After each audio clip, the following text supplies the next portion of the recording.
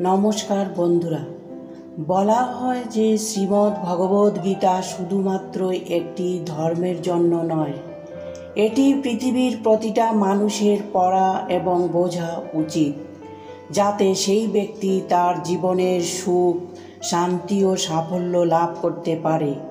এই গ্রন্থে মোট 18টি অধ্যায় ও 700টি শ্লোক রয়েছে, যা সংস্কৃত ও শুদ্ধ বাংলা ভাষায় রচিত। তাই সবার পক্ষে বোঝা ও পড়া একটু কঠিন হয়ে পড়ে। আবার অনেকেই কর্মব্যস্ত থাকার জন্য প্রতিদিন পাঠ করতে পারে না। আজকের ভিডিওটা তাদের জন্যই, যারা গীতার অমৃতবাণী শুনতে পছন্দ করেন। তাই আজ এই বিশেষ ভিডিওতে আমি আপনাদের গীতার অমৃতবাণী, যা জীবনের প্রতি পদক্ষেপে প্রয়োজনীয় শ্লোক, সাধারণ বাংলা ভাষায় বলতে চলেছি, যা জানলে আপনি শ্রীমদ্ ভগবদ্ গীতার প্রকৃত অর্থ বুঝতে পারবেন। ভগবান শ্রীকৃষ্ণ গীতায় বলেছেন, হে অর্জুন, আমি ব্যক্তিগতভাবে আমার পরম ভক্তদের দায়িত্ব গ্রহণ করি, যারা সর্বদা আমাকে স্মরণ করে এবং একাগ্র চিত্তে আমার পুজো করে। যখন ভবিষ্যৎ অন্ধকার দেখাতে শুরু করে, তখন তোমার বর্তমানের দিকে মনোনিবেশ করতে হবে। সঠিক কর্ম সেটা নয় যার ফলাফল সর্বদাই সঠিক হয়, তবে সঠিক কর্ম হলো সেটাই যার উদ্দেশ্য ভুল নয়। পৃথিবীতে আমাদের সামনে যে কোনো পরিস্থিতি আসুক না কেন, নিজের জীবনকে ভগবানের উপর ছেড়ে দিন, কারণ আপনি সারা জীবন যে কাজ করতে পারবেন না, ভগবান এক মুহূর্তে সেই কাজ করে দেবেন। আমাদের শুধু সমস্যা নিয়ে চিন্তা করে দুঃখিত হওয়ার চেয়ে আমাদের এই ভেবে খুশি হওয়া উচিত যে পৃথিবীতে এমন অনেক সমস্যা রয়েছে যা আমাদের কাছে নেই। সৌন্দর্য নির্ভর করে তোমার দৃষ্টিকোণের উপর। কেউ কাদায় ফুটে থাকা পদ্ম দেখে প্রলুব্ধ হয়, আবার কেউ চাঁদেও দাগ খুঁজে পায়। সেবা সবার করো, কিন্তু আশা কারোর কাছে রেখো না। সেবার প্রকৃত মূল্য একমাত্র ভগবান দিতে পারবেন। তোমার পরাজয় এবং জয় তোমার চিন্তার উপরে নির্ভর করে। তাই তুমি যদি মেনে নাও তবে পরাজয় হবে, আর যদি তুমি দৃঢ় প্রতিজ্ঞ হও তবে বিজয় হবেই। অহংকার আর সংস্কারের মধ্যে পার্থক্য আছে। অহংকার অন্যের মাথা নত করে খুশি হয়, আর সংস্কার স্বয়ং মাথা নত করে খুশি হয়। চেষ্টা করো, সমাধান বের হবে। আজ না হলে কাল বের হবে। অর্জুনের তীরের মতো মরুভূমির থেকেও জল বেরিয়ে আসবে। বিপদ শত্রুদের থেকে নয়, আপনার আশেপাশের লোকদের থেকেই আসে। কারণ নৌকা বাইরের জলের জন্য নয়, নিজের ভেতরের ছিদ্রর জন্যই ডুবে যায়। সময় বড় মূল্যবান জিনিস। যে সময়ের সঠিক ব্যবহার করে তাকে পরাস্ত করবে এমন কোনো শক্তি পৃথিবীতে নেই।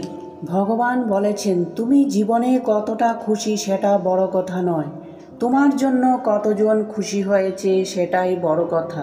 মানুষের শরীরে সব থেকে সুন্দর গুণ হলো চরিত্র। সেটাই যদি নোংরা হয় তবে মন তথা চিন্তা সুন্দর হবে কি করে?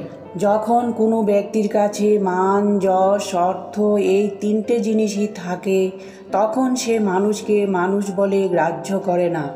তখন সে ভুলে যায় যে তার থেকেও শক্তিশালী কেউ আছে এই পৃথিবীতে, আর সেটা হলো সময়। যে মানুষের চিন্তাভাবনা সচ্ছল এবং মন পরিষ্কার থাকে, তাকে সাহায্য করতে ভগবান কোনো না কোনো রূপে আবির্ভূত হন। আত্মা চিরকালীন ও অবিনশ্বর। মৃত্যু হলো জীবনের চিরকালীন সত্য। যার জন্ম হয়েছে তার মৃত্যু হবেই। মৃত্যুর করাল গ্রাস থেকে কেউ পালাতে পারবে না। মৃত্যুর পর দেহ পঞ্চভূতে বিলীন হয়ে যায়। তবে আত্মা অমর, যার লয় নেই, ক্ষয় নেই। আত্মা আগুনে পোড়ে না, জলে ভেজে না, কোনো অস্ত্র দিয়ে আত্মাকে কাটা যায় না। আত্মা শুধু তার কর্ম অনুসারে এক জীবদেহ থেকে অন্য জীবদেহে প্রবেশ করে। গীতায় শ্রীকৃষ্ণ আরও বলেছেন যে ভালোর সঙ্গে ভালো হও, কিন্তু খারাপের সঙ্গে খারাপ হয়ো না, কারণ হিরে দিয়ে হিরে কাটা যায়, কিন্তু কাদা দিয়ে কাদা ধোয়া যায় না। শ্রীকৃষ্ণের পরামর্শ অনুসারে কর্ম হলো আমাদের সেই ফসল যা আমরা জীবনের নানা পরিস্থিতিতে পেয়ে থাকি। ভালো কাজ করলে ভালো ফল পাওয়া যাবে এবং খারাপ কাজ করলে খারাপ ফল পাওয়া যাবে। গীতায় বলা আছে যে বেশিরভাগ মানুষের মনে শিক্ষা থেকে অহংকারের উদয় হয়, আর যে শিক্ষা মনে অহংকারের জন্ম দেয় সেই শিক্ষা হলো বিষের সমান। এই শিক্ষা আমাদের জীবন পুরোপুরি ধ্বংস করে দেয়।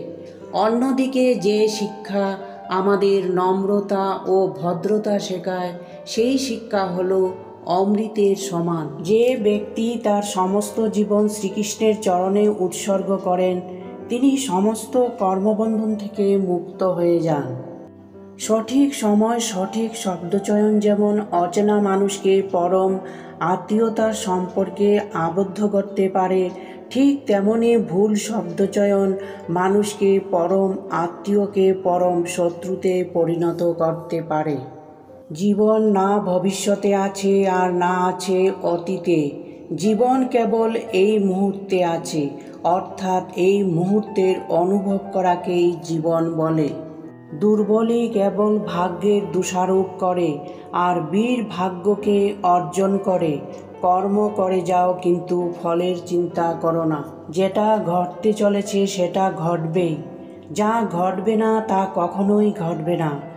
এরকম নিশ্চয়তাপূর্ণ মনোভাব যার মধ্যে আছে তাকে দুশ্চিন্তা কখনোই কষ্ট দিতে পারে না। ভগবান শ্রীকৃষ্ণ বলেন, যে প্রাণী লোভ, মায়া, ক্রোধ, অশান্তি, ঈর্ষা থেকে মুক্ত থাকে আমি তার মধ্যে বিরাজ করি। হে অর্জুন, আমি অতীত, আমি বর্তমান, আমি ভবিষ্যৎ, আমি সর্বপ্রাণীর মধ্যে বিরাজ করি। যে প্রাণী আমাকে মন দিয়ে স্মরণ করে আমি সর্বদা তাদের পাশে থাকি। ভালোবাসা আত্মার সাথে হয়, দেহের সাথে নয়। যা দেহের সাথে থাকে তা কেবল আকর্ষণ, যা আত্মার সাথে থাকে তা অনন্ত প্রেম। সকলের প্রতি মমতা, সমস্ত কাজে কুশলতা ও দুঃখরূপী সংসার থেকে বিয়োগের নামই যোগ। একজন মানুষ যদি তার পরিপূর্ণ বিশ্বাস নিয়ে কোনো কিছু কামনা করে তবে সে একদিন তা নিশ্চয়ই অর্জন করতে পারবে। হে পার্থ, যাদের ভক্তিতে বিশ্বাস নেই তারা আমাকে লাভ করতে পারে না। তারা জন্ম মৃত্যুর পথে এই জড়জগতে ফিরে আসতেই থাকে। জীবনে কখনোই কোনো দক্ষতা নিয়ে গর্ব করা উচিত নয়, কারণ যখন একটি পাথর জলে পড়ে যায় তখন সে নিজের কারণেই ডুবে যায়। যে যতই শান্ত প্রকৃতির হয় সে ততই গভীরভাবে তার বুদ্ধির প্রয়োগ করতে পারে। সমালোচনাকে ভয় পেয়ে কখনোই নিজের লক্ষ্যকে ত্যাগ করবেন না। যারা সমালোচনা করে তাদের মতামত লক্ষ্য অর্জনের সাথে সাথেই পরিবর্তন হয়ে যায়। ভগবান শ্রীকৃষ্ণ বলেন, আমি কারো ভাগ্য তৈরি করি না, সবাই নিজের ভাগ্য নিজেই তৈরি করে। ভগবান শ্রীকৃষ্ণ বলেন, আমি সৃষ্টির শুরু, আমি সৃষ্টির আগেও ছিলাম আর সব শেষ হওয়ার পরেও থাকব। সবই আমার মধ্যে আর আমি সবার মধ্যে। আমি সমস্ত মানুষের হৃদয়ে থাকি। আমি মানুষের আত্মা, সম্পূর্ণ প্রাণীর আদি, মধ্য আর অন্ত আমি। গ্রহতে আমি সূর্য, বেদ গ্রন্থে আমি সমবেদ, দেবতার মধ্যে আমি ইন্দ্র। ভগবান শ্রীকৃষ্ণ বলেন, এই সংসার আমারই মায়া, এই সংসার আমি সৃষ্টি করেছি।